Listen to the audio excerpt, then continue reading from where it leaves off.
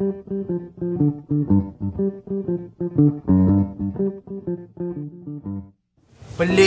lah, memang pelik. Apa yang peliknya, Rahim? Yelah Sing, bekas Pesuruhjaya PAS Selangor Datuk Dr. Hassan sendiri cakap PAS dah hilang arah.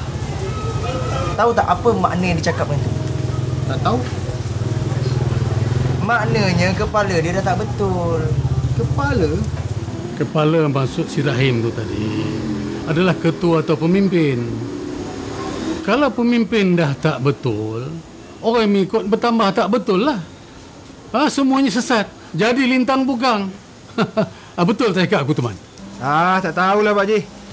Itu semua agenda BN je. Sengaja nak jatuhkan PAS. Apa yang kau merepek ni, Man? Apa ngepek apa pula? Agenda BN apa dia? Benda ni keluar daripada mulut Datuk Dr. Hassan sendiri. Takkanlah dia nak berbohong kat kita pula? Apa yang dia cakap, Pak Haji? Dia cakap yang PAS hari ni dah tergelincir dari perjuangan asalnya dan berdepan dengan kemungkinan hilang sokongan jika dia terus-menerus meminggirkan perjuangan untuk menegakkan Islam. Mana taknya, Pak Haji? PAS sekarang dipimpin oleh orang-orang profesional dan akademi yang bersifat sekular.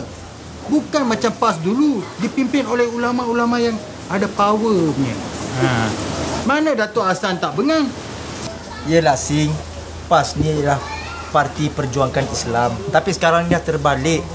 Diorang ni asyik kira berapa negeri yang diorang takluk, lepas tu berapa ramai pengikutnya. Dah macam budak-budak. Bila kalah ke, dia cakap orang tu jahat lah, orang tu kafir lah. Mazhab mana yang diikut? Yang saya makin pelik lagi, diorang pendapat dari apa? Dari orang yang beragama lain, diorang terima pakai.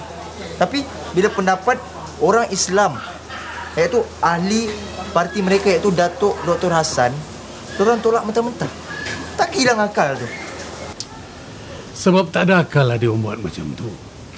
Sebab itu bila Dr. Hassan tegur kesalahan dia, dia orang tak boleh terima. Lepas tu pula dia boleh gugurkan orang yang macam Datuk Hassan sememangnya menegakkan perjuangan Islam. Sekarang ni bukti dah di depan mata. Satu, Malaysia dah tahu sekarang ni yang orang PAS sendiri menolak apa yang diperjuangkannya. Sekarang ni siapa yang menolak Islam? Kita ke dia orang?